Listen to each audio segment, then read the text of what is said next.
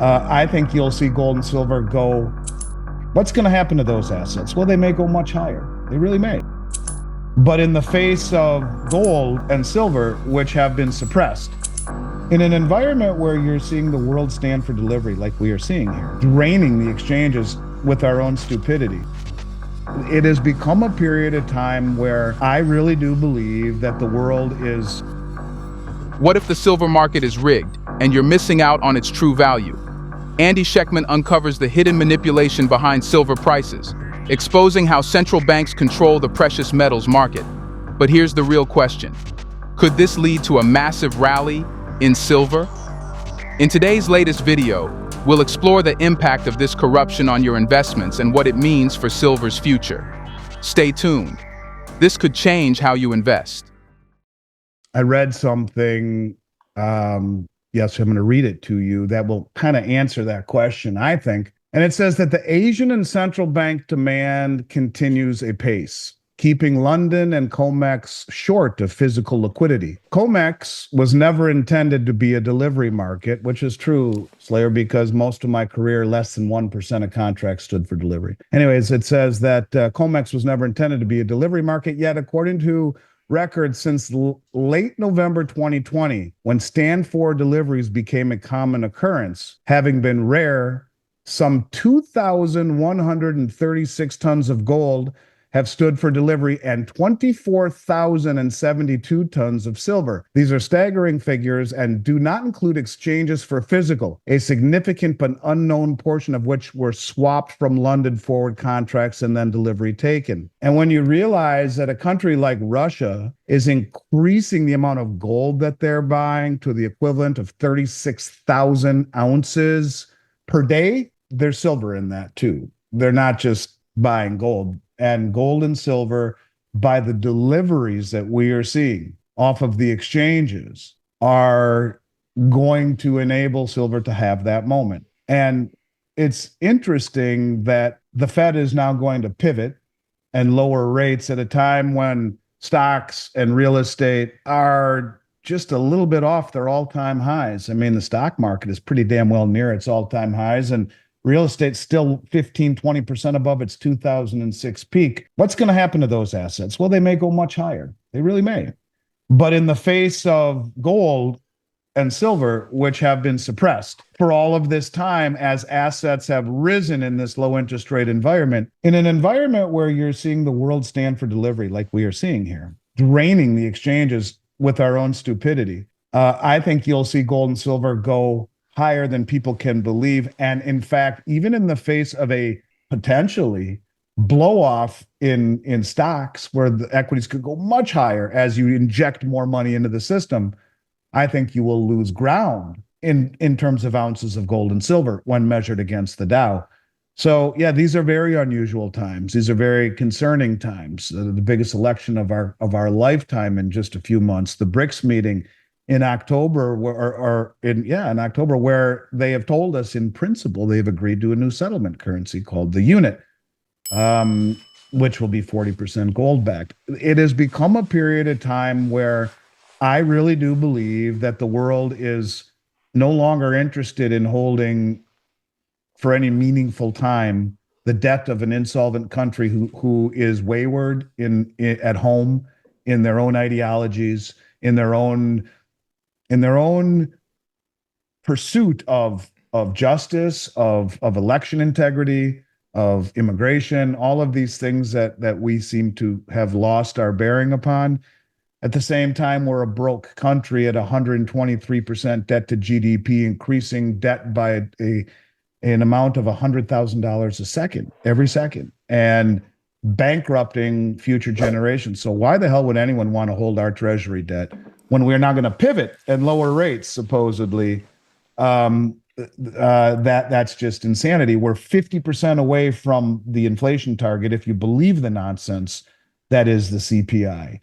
And, you know, if they really are pivoting because employment seems to be slowing down, and it is, I mean, some of the numbers that we see with employment right now are very scary.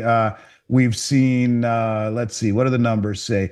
Full-time employment dropped by 1.3 million workers in August on a year-over-year basis. That's the seventh consecutive monthly decline.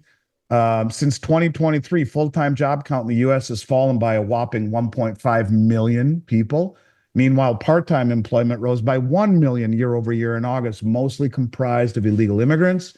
This was the 16th straight month of part-time job gains, the longest streak since the 2008 financial crisis. And so when you talk about what's happening, you have full-time employment being shed. You have massive part-time jobs replacing it, much of which is from illegal immigrants.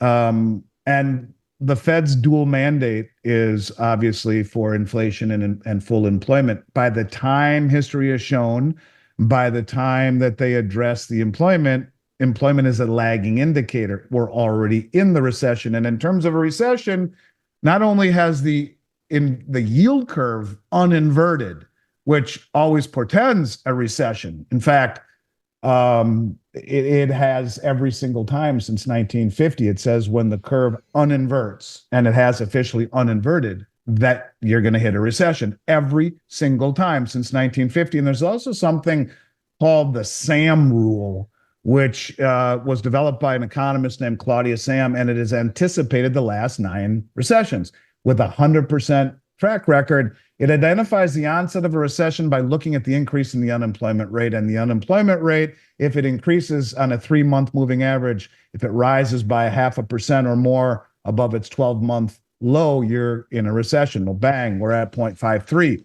We're in a recession. So between the uninverting of the yield curve, between the SAM rule, between all of the putrid employment numbers, the revision of 818,000 jobs just a few weeks ago, and then you have the insiders, which just happen to be fleeing the sinking ship.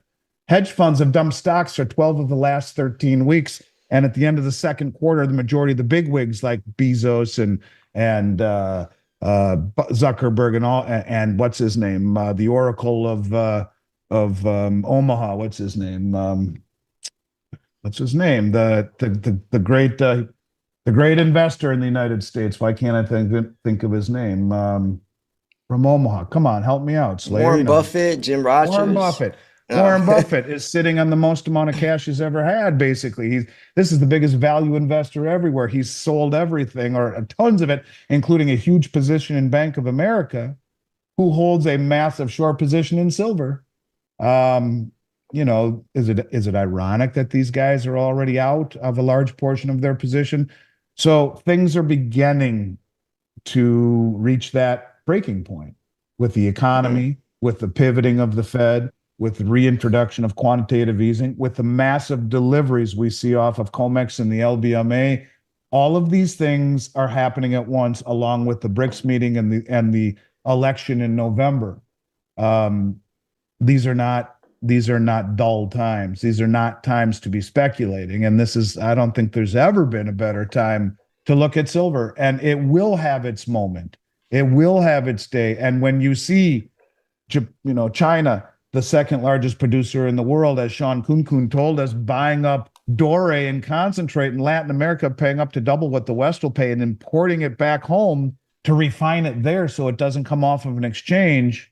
As the second largest producer in the world, when you see India buy between 700 and 800 million ounces of silver over the last 3 years, which is 10 times more than the COMEX has, which is more than the LBMA has in total, which is about 800 million ounces, of which 500 belongs to the ETFs, only 300 million backing the trades, where the London Metals Exchange can trade up to 3 billion ounces of silver per day, 3.5 times annual global mine supply. All of these things seem to be converging.